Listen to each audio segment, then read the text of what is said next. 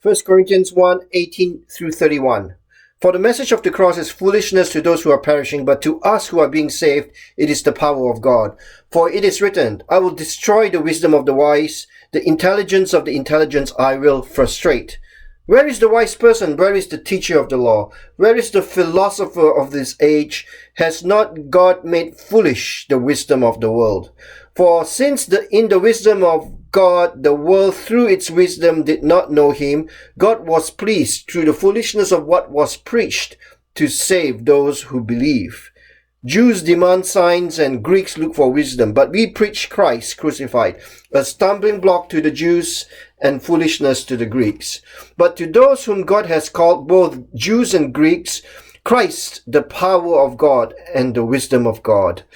For the foolishness of God is wiser than human wisdom, and the weakness of God is stronger than human strength. Brothers and sisters, think of what you were when you were called. Not many of you were wise by human standards. Not many were influential. Not many were of noble birth. But God chose the foolish things of the world to shame the wise. God chose the weak things of the world to shame the strong. God chose the lowly things of this world and the despised things and the things that are not to nullify the things that are, so that no one may boast before him. It is because of him you are in Christ Jesus, who has become for us wisdom from God, that is, our righteousness, holiness, and redemption. Therefore, as it is written, let the one who boasts, boast in the Lord. In the past few weeks, I have introduced you to this church at Corinth that Paul writes to. Things are messy. There are all kinds of problems. Last week, we saw the reason behind these problems. The church is divided. 1 Corinthians 1 verse 12. What I mean is this. One of you says, I follow Paul. Another, I follow Apollos. Another, I follow Cephas. Still another, I follow Christ. The church members at Corinth follow Paul, Apollos, or Cephas rather than Jesus Christ. The church in Corinth is the church of the personality cult. Paul appeals to them to drop this personality cult and become the followers of Jesus Christ. Don't follow Paul. Don't follow Apollos. Don't follow Cephas. Follow Christ. Follow that foolish cross of Christ. 1 Corinthians 1:17 through 18. For Christ did not send me to baptize, but to preach the gospel, not with wisdom and eloquence, lest the cross of Christ be emptied of its power. For the message of the cross is foolishness to those who are perishing, but to us who are being saved, it is the power of God. Why is this gospel foolishness? Why is the cross of Christ so embarrassing? In the first century, when Paul writes this letter to Corinth, if you see someone carrying their cross beam to where they will be executed on the cross, you know that that person is a violent offender. The Christians of the first century follow a leader, Jesus Christ, who dies on a cross. The cross is a scandal. For Christians, the scandalous cross is a symbol of the power of God. For the Romans and the Jews, the cross is embarrassing. Christians follow a leader who dies on a cross. Today it is like following someone who dies on the electric chair or by lethal injection. So the Christians at Corinth are embarrassed that they follow a leader who dies on the cross. So they decide to follow Paul, Cephas, or Apollos rather than Jesus Christ. So have they truly grasped the reality of the cross of Jesus Christ? Do they see that Paul, Apollos, and Cephas point to Jesus Christ and not themselves? The cross of Christ is foolish, but it saves. So both Jews and Greeks at Corinth find the cross embarrassing. 1 Corinthians 1:22 to 23.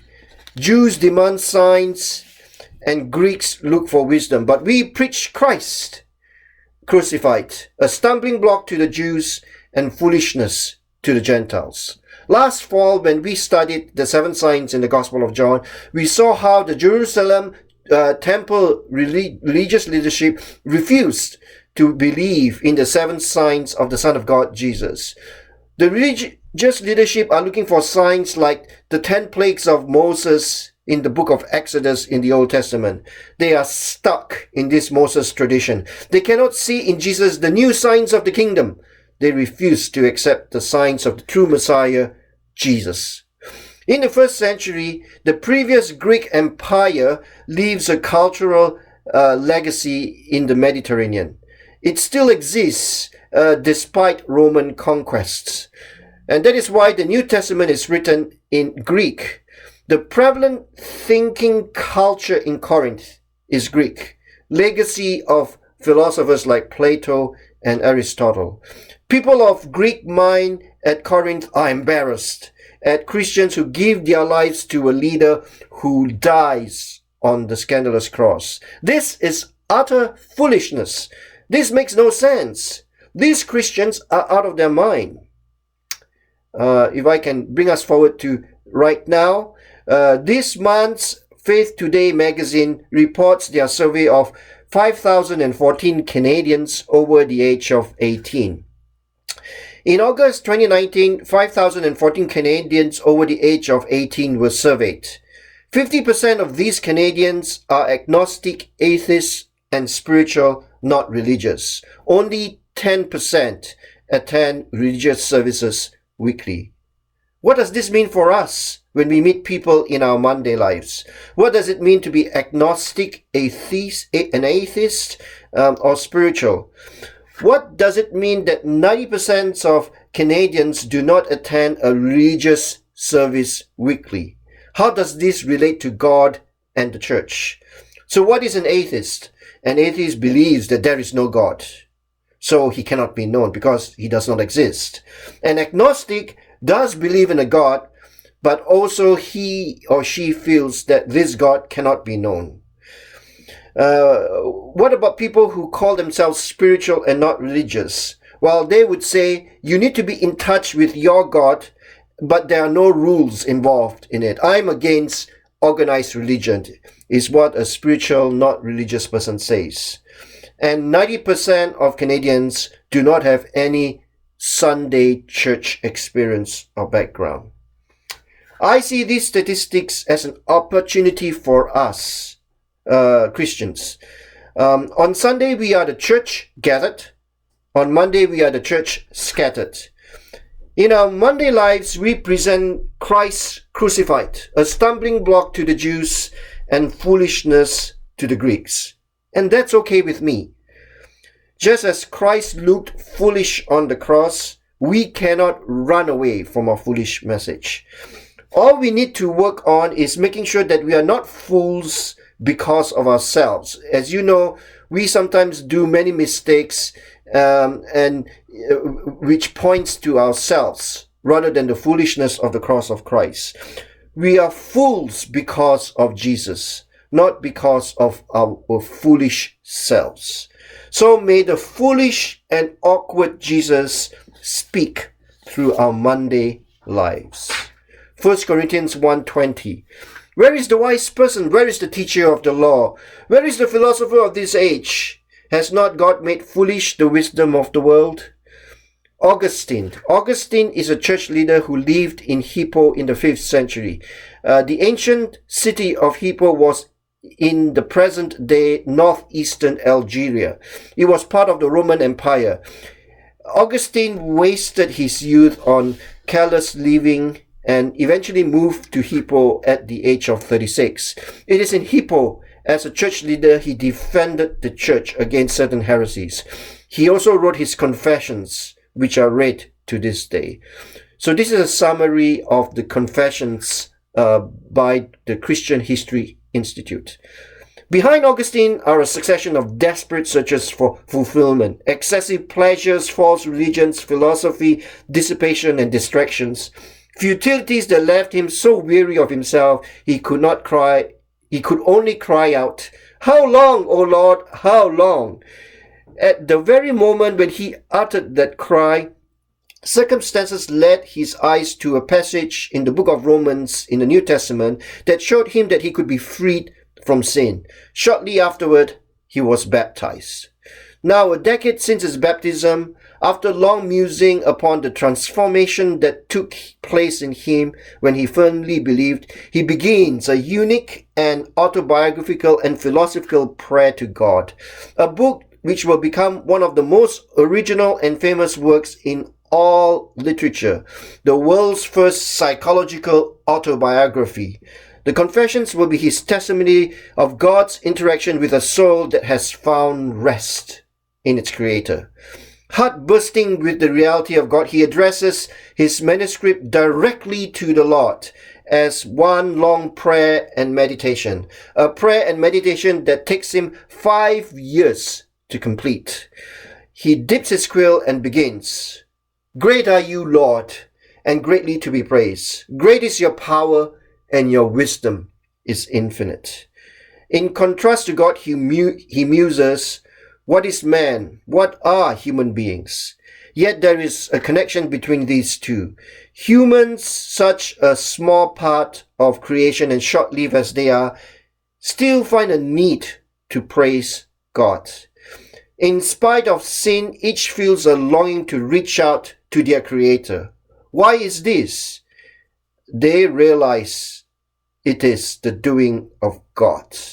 You have made us for yourself, and our hearts are restless until they can find their rest in you. You have made us for yourself, and our hearts are restless until they can find rest in you. We are human beings created by God, and because of our human accomplishments down through the ages, we think we can stand before God and say, "We are wiser than you. We are stronger than you." Therefore, the Jews in Corinth call Christ crucified a stumbling block. Therefore, the Greek-speaking people in Corinth deemed Christ crucified foolishness and weakness. They think that they are stronger and wiser than God, who created them. So what does God do? What does this foolish God do? God chooses to reveal himself through a baby born in Bethlehem on Christmas Day. This baby becomes a man and is baptized by his cousin John the Baptist. He heals people and teaches the good news of the kingdom of heaven. This man dies on the scandalous cross on Good Friday, rises from the dead Easter Sunday, returns to heaven, and will come again. Who is this man? He is God. He is God who reveals himself as the human being, Jesus Christ. God, the Creator, becomes a weak human being. He goes through the human experience with all its pains and joys. He dies on the foolish cross. God, the human being, rises from the dead and goes home to heaven. And one day, God, the human being, will come again and bring heaven with him. Only God can do this. Only God can save us in this foolish manner. Only God can save us in this irrational manner. Only God can save us. We cannot save ourselves. 1 Corinthians 1:23-25. But we preach Christ crucified, a stumbling block to the Jews and foolishness to Gentiles. But to those whom God has called, both Jews and Greeks, Christ, the power of God and the wisdom of God. For the foolishness of God is wiser than human wisdom, and the weakness of God is stronger than human strength. You have made us for yourself, and our hearts are restless until they can find rest in you. We have just celebrated Advent and Christmas, the coming of God as a human being. As C.S. Lewis would say, God has landed in enemy territory. God has come to a restless people. He has made these people for himself. He is reclaiming these people for himself. All our hearts are restless until they find rest in you, God. We respect those who say they are agnostic, that God cannot be known. We respect those who say they are atheists, that there is no God. We respect those who say that they are spiritual, but not religious.